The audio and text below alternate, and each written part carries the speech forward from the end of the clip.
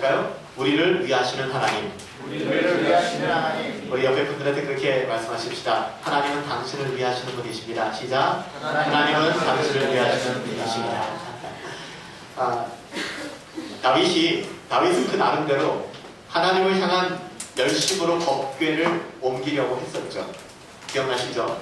다윗은 그 나름대로 자기의 그 열심, 하나님을 향한 열심을 가지고 법궤를 옮기려고 했습니다. 근데 뜻하지 않게 그 과정 속에서 이 사람이 죽는 바람에 중간에 이 일이 멈춰지고 말았습니다. 그때 다윗은 하나님에 대해서 좀 혼란을 겪었던 것 같아요. 여러분들 어떠십니까? 여러분들이 생각하시는 하나님이 있죠. 근데 그 하나님이 여러분이 생각하고 여러분들이 경험했던 하나님과 좀 다를 때 우리는 좀 마음속에 갈등을 느끼기도 합니다. 다윗은 이 법궤를 옮기는 과정에서 뜻하지 않게 사람이 죽는 이 일로 법궤가 옮겨지는 일이 멈춰졌고, 아마 이것 때문에 다윗은 굉장히 좀 혼란스러웠던 것 같습니다. 지금까지 그가 경험했던 하나님은 어떤 하나님입니까? 그동안 다윗이 경험했던 하나님은, 그리고 다윗이 알고 있는 하나님은 은혜로운 분이어서, 정말로 은혜로운 분이어서 설사 그가 잘못했다 할지라도 회개하기만 하면 늘 용서하시고 사랑으로 그를 감싸주시는 그런 하나님이었습니다. 물론 그게 하나님 맞습니다. 그러나 우리가 어저께 지난주에 그리고 지난주에 경험한 다윗이 경험한 하나님은 이 베레아 우사에서 그 하나님은 진노하는 하나님이셨습니다.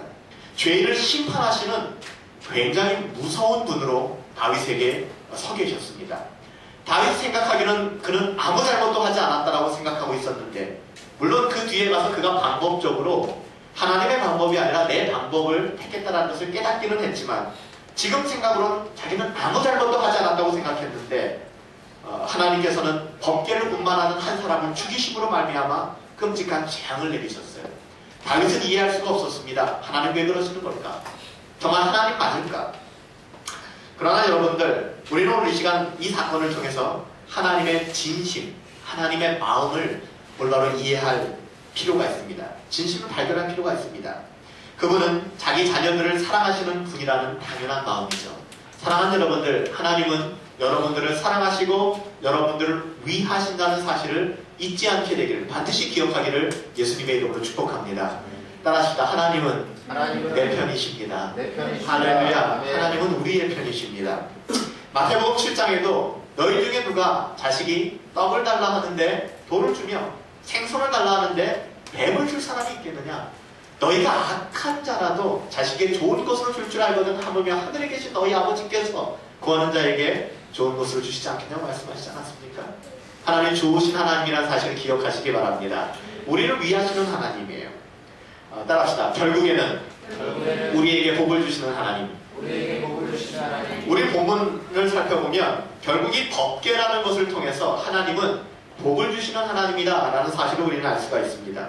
물론 그들이 복을 받을 만한 상황이 되니까 복을 받는 것이지, 일반적으로 법궤가 복을 불러오는 알라딘의 요술램프는 아니라고 제가 말씀을 드렸습니다. 법궤를 대하는 그들의 태도와 마음이 하나님 중심에 합해 있었기 때문에 그들이 복을 받은 것이지, 단순히 법궤가 오벳에돔 집에 들어왔다고 복을 받은 것은 아니라는 것입니다. 우리 오늘 본문 말씀 11절 말씀 같이 읽읍시다. 시작. 여호와의 궤가 가드 사람 오벳에돔의 집에 석 달을 있었는데 여호와께서 오벳에돔과 그의 온 집에 복을 주시니라. 할렐루야.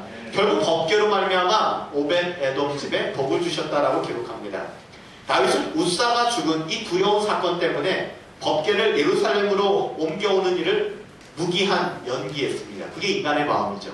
정말 좋은 뜻으로 좋은 마음으로 법궤를 옮겨오려고 했는데 사람이 죽었단 말이에요.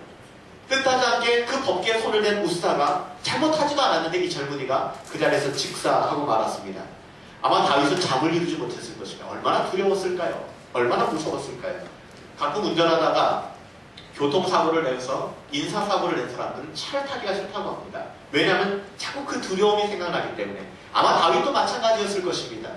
선한 일이라고 생각했지만, 아직 무엇이 잘못됐는지는 모르겠지만, 아무튼 법궤를 옮기다가 그 법궤 넘어지는 것을 막다가 한 청년이 죽었단 말이에요. 굉장한 충격을 다윗은 받았을 것입니다. 잠 못 이루는 밤을 한 석 달 정도 지냈습니다. 이 석 달 동안 다윗은 하나님께 눈물로 기도했을 것입니다. 하나님 무엇이 잘못됐나요? 그리고 다윗은 깨달았습니다. 그 방법이 잘못됐다는 사실. 이 시간을 통해서 다윗은 하나님께서 베레아 후사에게 징계하신 것이 무서운 심판만이 아니라 하나님의 사랑의 채찍이었다는 것을 다윗은 깨달을 수 있었던 것 같습니다. 왜냐하면 만약 그 무서운 심판, 법궤를 손만 대면 죽고 하나님께 잘못하기만 하면 죽는 이 무서운 심판이 하나님의 전부라면, 우리가 아는 하나님의 전부라면 법궤가 지금 어디 있습니까? 오벳 에돔 집에 있지 않습니까? 그럼 오벳 에돔 있는 모든 사람들은 다 죽어야 될 거예요. 아마 풍지박산이 나야 될 것입니다. 그런데 다윗은 한 소식을 듣게 됩니다. 그 소식은 무엇입니까? 이 3달 동안, 석 달 동안 들려오는 소식은 이 법궤를 놓고 다윗은 예루살렘으로 도망갔단 말이에요. 너무 무서워서. 근데 이 법궤가 머물고 있는 오벳 에돔 사람들이 복을 받았다는 소식이었습니다. 다윗은 이 소식을 듣고 다시 한번 법궤를 옮길 용기를 내게 됩니다. 아, 다시 시작해야겠구나. 내가 하나님을 오해했다. 하나님은 내 인생이 잘 되기를 원하시는 분이시지 내 인생을 망가뜨리는 분이 아니시구나. 하나님은 법궤를 통해서 우리에게 하시고자 하는 말씀이 있던 것이지 우리를 심판하시는 분이 아니구나 라는 생각을 했던 것 같습니다. 물론 이렇게 다윗이 새롭게 용기를 낸 데에는 오벳 에돔 집이 복을 받았다는 것 이전에 다윗이 내가 무엇을 잘못했는가를 깨달았던 것 같습니다. 그것은 방법이죠. 법궤를 옮기는 방법. 그래서 이제 기쁨으로 다윗은 이 법궤를 다시 오벳 에돔 집에서 다윗성으로 이사하게 됩니다. 근데 여러분들 아시는 것처럼 이제는 이 법궤를 옮기는 방법도 달라지게 됩니다. 먼저 12절 말씀도 읽도록 하겠습니다. 12절 말씀 시작. 어떤 사람이 다윗 왕에게 아뢰어 이르되 여호와께서 하나님의 괴로 말미암아 오벳 에돔의 집과 그의 모든 소유에 복을 주셨다 한지라. 다윗이 가서 하나님의 괴를 기쁨으로 메고 오벳 에돔 집에서 다윗성으로 올라갈때, 여러분들 두 가지를 기억하시기 바랍니다. 첫 번째, 오벳 에돔 집에 있는 사람들은 유대인이 아닙니다. 이스라엘 사람들이 아닙니다. 그들은 누구입니까? 가드 사람입니다. 가드 사람은 누가 가드 사람입니까? 골리앗이 가드 사람이었습니다.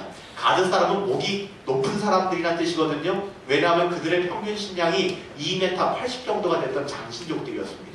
이게 가드 사람들입니다. 골리앗이 그런 장군 아니었습니까? 중요한 건 여러분들 여기서 발견해야 될 건 무엇입니까? 법궤 자체가 복을 주는 것이 아니라 하나님께 복을 받을 만한 마음의 중심이 되어 있을 때 복을 받는다는 것이죠. 누가 복을 받는가? 이방인이든 유대인이든 상관없다는 것입니다. 할렐루야. 우리는 생각합니다. 우리 그리스도인들만 복을 받을 것이라고. 그것은 미신입니다.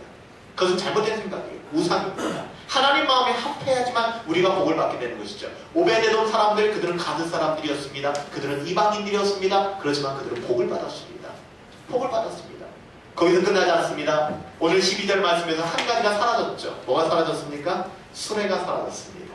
그렇죠? 뭐가 등장했습니까? 제사장들의 어깨가 등장했습니다. 다시 하나님의 뜻을 발견하고 그들은 법궤를 어깨에 지고 이동하게 된 것입니다. 따라합시다. 하나님을 오해하지 말자.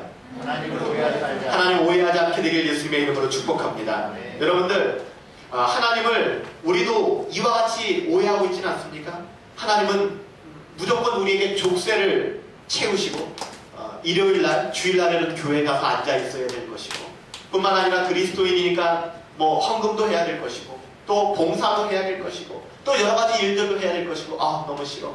종교를 가지면 좀 편한 종교, 그래서 천주교나 불교나 좀 누가 이렇게 나를 붙잡지 않는 그런 곳에서 신앙생활을 해야지 라고 이야기하시는 분들도 많습니다.